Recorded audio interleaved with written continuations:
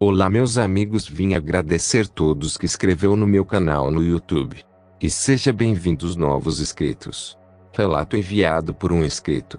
Antes de tudo peço que veja meus vídeos até o final, deixe seu joinha, inscreva-se e compartilhe. Seja todos bem-vindos. Rumo a 10 mil inscritos. Primeiro relato. A lenda de Cozy. Nada me dava mais medo que o meu pai, suas maldades, sua ignorância sempre que falava comigo. Aquilo era insano. Quantas palmadas, cintada nas pernas, soco nas costas, me batia com qualquer coisa que estivesse por perto. Aquele rancor não era só a separação, aquilo vinha de dentro dele. Uma maldade enraizada na sua alma. Se ele pudesse me ouvir de lá do inferno, as palavras seriam: obrigado, pai. Obrigado por ser a coisa que mais temi em toda a minha vida. Isso me fez sobreviver. E é isso que eu vou contar. Nossa casa não tinha nada. Nada de móveis. Apenas uma geladeira velha que usávamos de armário. Um fogão que funcionava apenas uma boca. Uma mesa de madeira com 4 latas de tinta de cadeira. Uma cama de casal, que meu pai dormia quase nunca com alguma desavisada. E a minha cama, uma porta quebrada em cima de 4 blocos. Sim, eu poderia agradecer a Deus pelo pouco que tínhamos. Mas caramba, eu tinha 12 anos. A verdade é que a cada nariz sangrando ou puxão de cabelo, não nego que duvidava de sua existência. Esse era a minha vida. A relação com o meu pai, que claro era terrível. Só de ouvir sua voz minhas pernas tremiam. Verão de 1956. Uma calor infernal. Meu pai chegava de madrugada, mas naquela sexta-feira, tive minha primeira de muitas visitas. Como relatei, fazia um calor infernal. A janela estava aberta, mesmo com a luz apagada. Vi claramente quando aquilo pulou a janela e rastejou de modo insano para debaixo da minha porta com 4 blocos. Ou cama. A minha reação imediata foi me levantar, mas nada de força. Enchi meus pulmões para gritar, mas nada de voz. Fiquei paralisado. Não era o medo que estava me prendendo, já era Cozy, sugando minhas energias. E fiquei ali paralisado por mais de 10 minutos. O ar parecia me faltar. Um silêncio impossível lá fora sinalizava para mim que aquele era o meu fim. Naquele momento aquela aberração mostrou sua demoníaca cabeça. Me mostrou seus dentes putrefatos em uma espécie de sorriso. Colocou suas mãos na cama. Aquelas unhas enormes, sujas, malditas, me lembraram outras mãos sujas, malditas de tanto abuso. Foi ali que tudo mudou. Sim, eu tinha mais repulsa de outras mãos. Outras mãos me davam mais medo. Outra coisa me dava mais medo. E estava prestes a chegar, ali, naquele momento, o monstro que estava sorrindo com olhos diabólicos na minha direção. Esmureceu, desalentou. Cozy viu nos meus olhos que eu não mais temia a sua presença. Temi o que estava prestes a chegar. Era palpável o susto do monstro, que enfurecido se levantou, mostrando seu corpo maléfico. Mas não adiantou, eu não entendia como funcionava o medo, se criança soltava feromônio, ou algo assim. O olhar de raiva daquela aberração era arrepiante. Era uma espécie de revolta de outra coisa ser mais amedrontadora quando aquele que chamei de pai por algum tempo colocou a chave na porta. Cozy pulou a janela. Mas naquela mesma noite iria saciar seu desejo por medo de amanheceu e eu estranhei. Não fui acordado aos berros. Para ajudar a fazer café, na casa pairava um silêncio nada habitual. Fui no quarto daquele que um dia chamei de pai e logo entendi. Eu era uma criança que aprendeu na marra as malícias e maldades do mundo. Sabia de coisas que adultos não sabiam. Sim, o mal já habitava no meu coração. Então fui irônico, lá estava ele, no canto do quarto agachado, com a mão na cabeça, pálido, tremendo. Olhava para todos os lados prestes a infartar. Gaguejando com excesso de saliva caindo pelo canto boca, disse: tinha um monstro aqui no quarto, filho. Eu juro. Acredite no seu pai. Usei de ironia um espelho. Onde? Ver aquele abusador de joelhos dobrados, prostrado, feito uma criança com medo do homem do saco. Não resisti e perguntei para ver a sua cara imunda humilhada. Disse: o senhor está com medo? Ele engoliu a raiva, ficou sem reação de valentia, e assim foi por alguns anos. Cozy se alimentava do medo do ex-valente quase que toda noite. Já eu, com o tempo, achava aquela figura até caricata. Eu abria a janela para ele entrar e o sono do ex-valente acabar. Até o dia que Cozy, sorrindo, arranhou meu braço, me passando o bastão. Ele não veio mais nos visitar, mas o abusador foi atormentado todas as noites, até o fim dos seus dias. Fim. Número curta. Número com a mente. Número compartilhe. Segundo relato. Histórias do velho Naim. Um vilarejo bem distante, perto de onde o vento faz a curva, a 2 quadras de onde Judas perdeu as botas. Vamos exatamente para a varanda do Senhor Naim, um senhor que tinha fama de contador de histórias. O Senhor Naim era viúvo, pelo menos era o que ele sempre dizia. Todos o adoravam não só por suas histórias malucas, mas também por sua pessoa. Ele não media esforços para ajudar o próximo. Sempre com um sorriso no rosto, seu quintal era cheio de árvores frutíferas, fazendo assim a alegria de toda a criançada da redondeza. Era tradição todos os dias juntar um aglomerado de gente ao entardecer na grande varanda do Senhor Naim. Tudo para escutar suas histórias. De onde ele tirava tantas histórias era um mistério, pois nunca ninguém ouviu ele repetir uma história secular. E aí, criançada, estão prontos para mais uma história? Sim, hoje eu vou contar a história mais importante da minha vida. Essa é muito especial. Narciso, um jovenzinho da vizinhança, era sempre o mais curioso. Logo perguntou: "Ah é? Então conta, seu Naim, já estou morrendo de curiosidade. Vai dar medo?" "Não, Narciso, essa é uma história linda." Assim ele começou sua história, com dezenas de olhos fixos em seu rosto e um gritante silêncio para não perder nenhum detalhe. A história do Senhor Naim. Eu era jovem, bem jovem. Era como você, Narciso, muito curioso. Sempre tinha em minha mente a pergunta: o que teria para dentro da floresta? Porque sempre diziam ser um lugar misterioso e era proibido ir até lá. E tudo que é proibido a gente fica mais curioso. Morávamos no campo. Uma vida muito simples. Eram apenas eu, papai e mamãe. Meu pai me proibia de entrar na floresta e eu sempre respeitei meu pai. Tinha a curiosidade, mas não desobedecia. Mas em uma noite muito chuvosa, Soneca, o meu gatinho de estimação, sumiu. E foi aí que tudo começou. As horas se passavam e nada de meu querido Soneca aparecer.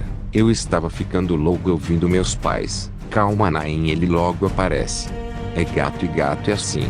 É só um gato, Naim, para de besteira." Aquilo me deixava agoniado. Como podiam falar assim? Soneca era meu melhor amigo e imaginar que ele estava naquela noite fria e chuvosa cortava meu coração. Mas mesmo muito aborrecido, bem baixinho e meio às trovoadas, pude ouvir um miado bem fraquinho. Era o miado do meu gato.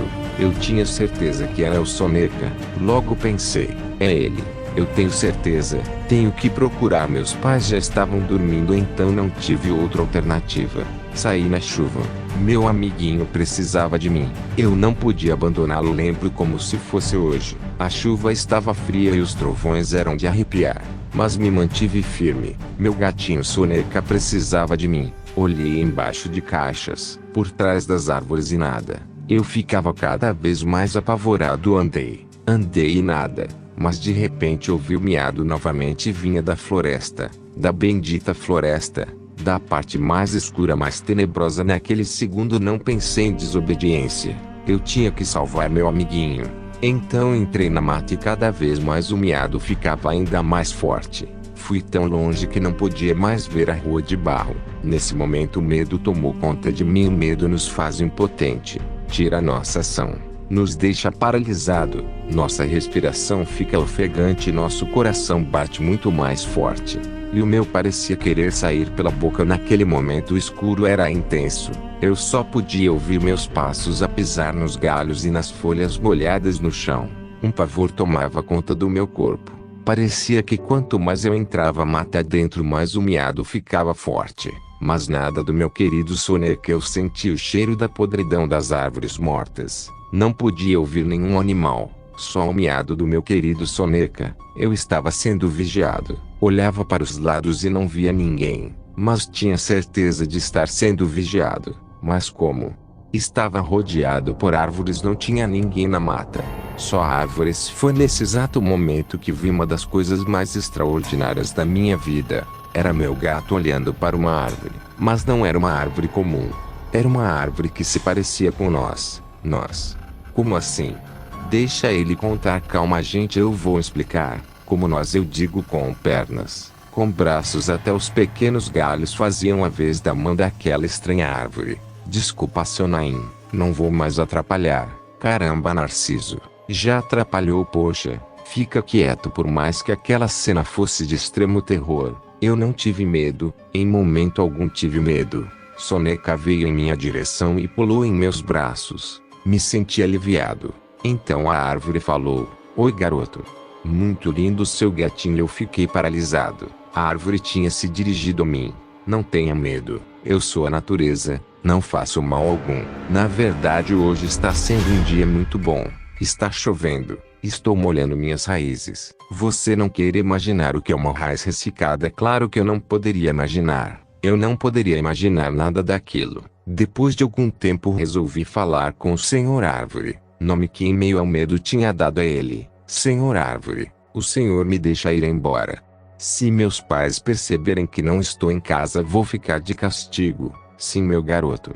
Vá, leve o seu gatinho, ele está todo molhado. Eu vou fechar meus olhos. Até um dia, garoto. Eu não tinha entendido o significado da frase até um dia, mas corri. Corri muito no meio da floresta com Soneca no colo. Depois de muito tempo cheguei na rua de barro. Senti um alívio em meu coração. Cheguei em minha casa. E por sorte meus pais ainda estavam dormindo. Meu plano tinha saído perfeito. Eu lembro que dei um longo abraço apertado no meu gatinho Soneca e depois me deitei para dormir. Estava feliz. Tinha acabado de viver uma experiência totalmente maluca, mas estava em paz. Deitei e dormi na mais completa paz. A história era muito maluca, e eu não contei para ninguém em toda a minha vida. Estou contando para vocês. E aí? Gostaram? Claro, Senhor Naim. Com certeza, Senhor Naim.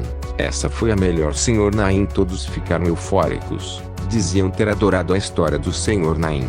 Entre abraços e beijinhos na bochecha do velhinho, os garotos se despedem prometendo voltar no dia seguinte para mais uma história. Algo muito estranho aconteceu. O horário que os garotos iam escutar as extraordinárias histórias eram sempre ao entardecer.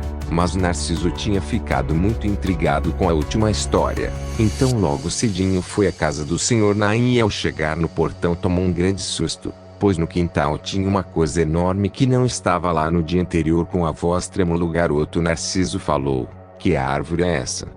Terceiro relato. A versão popular da história dos três porquinhos é colorida, infantil e até engraçada. Mas se recuarmos no tempo, encontraremos uma narrativa que não era feita para entreter crianças, e sim para alertar adultos sobre os perigos do mundo real. Você já ouviu essa história? Três porquinhos saem de casa para construir suas vidas. Um faz uma casa de palha, o outro de madeira, e o terceiro de tijolos. O lobo aparece, sopra as duas primeiras casas e tenta devorar os porquinhos. Mas no fim, a inteligência vence, o mal é punido, e todos vivem felizes. Mas a versão contada aos seus filhos não passa de um conto higienizado. Antes dos contos virarem produtos infantis, os irmãos Grimm coletaram versões ancestrais que circulavam oralmente pela Europa. E o que encontraram foi uma narrativa grotesca, brutal, cheia de metáforas de sobrevivência, morte e vingança. Mas, e se esses porquinhos fossem pessoas? E se, na verdade, fossem pobres camponeses tentando sobreviver à crueldade de um invasor ou até de um sistema opressor? Na forma original do conto, com variantes em inglês arcaico, alemão e francês, os dois primeiros porquinhos não escapam. O lobo os deserra friamente, deixando apenas seus ossos e S4 nutres para trás. O segundo porquinho ainda tenta correr, mas seu grito é interrompido por dentes ferozes. Nada de fuga. Nada de moral leve. O terceiro porquinho é diferente. Ele é mais velho, vivido, astuto. Constrói uma casa de tijolos não por virtude, mas por medo e desconfiança. Ele sabe o que o mundo lá fora representa. E quando o lobo bate à sua porta, ele não tem compaixão, só estratégia e vingança. O lobo tenta enganá-lo com falsos convites para colher nabos, maçãs e visitar a feira. Mas o porquinho sempre vai antes e retorna sem ser pego, num jogo psicológico que deixa o predador cada vez mais furioso. Até que, No clímax, o lobo tenta descer pela chaminé, acreditando ser mais esperto. Mas o porquinho já o esperava com um caldeirão de água fervendo. Ele acende uma fogueira ainda maior. E ao descer pela chaminé, o lobo cai direto na armadilha. IEC0 do VLV0. E aqui vem a parte sombria e esquecida. O porquinho não joga o corpo fora.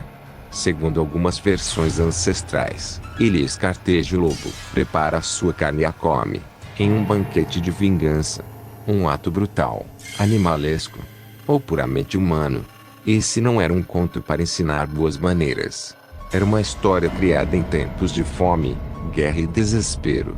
Onde irmãos é miséria e Lão, e onde só o mais forte sobrevivia. Onde o lobo era M0 te batendo a porta. O lobo, na versão popular, é o vilão faminto que sopra as casas dos porquinhos até derrubá-las. Mas em versões mais antigas da fábula, ele é mais que isso. Ele representa o medo, o caos, a guerra, a fome, ou até um senhor feudal que o mativa e tomava a casa dos camponeses à força. Na versão dos irmãos Grimm, ou em registros folclóricos ainda mais antigos, os contos não queriam te consolar. Eles queriam te alertar. Os Três Porquinhos. Os Três Porquinhos, Irmãos Grimm. Contos de fada. Casos reais rumo a 10.000 inscritos. Créditos a canal Histórias de Terror e Lendas Urbanas do canal do Culebeiro Shows. Sabemos que vocês adoram assistir nossos contos, e nós amamos compartilhar essas histórias com vocês. Mas agora, precisamos de um favor especial de quem realmente curte nosso canal no YouTube. Para que possamos continuar trazendo mais conteúdo incrível, precisamos que assistam aos nossos vídeos. Isso nos ajudará a monetizar nosso canal no YouTube e manter tudo funcionando. Então, se puderem tirar um tempinho para assistir, ficaremos imensamente gratos. Segue os links para vocês assistirem nossos vídeos. Assistam nossos vídeo-relatos, contos e histórias no canal no YouTube do Culebeiro Shows. Fonte: um inscrito do canal. Bem-vindos novos inscritos. Para quem não é inscrito, inscreva-se, compartilhe e volte sempre. Canal do Culebeiro Shows agradece pela sua visita. Volte sempre.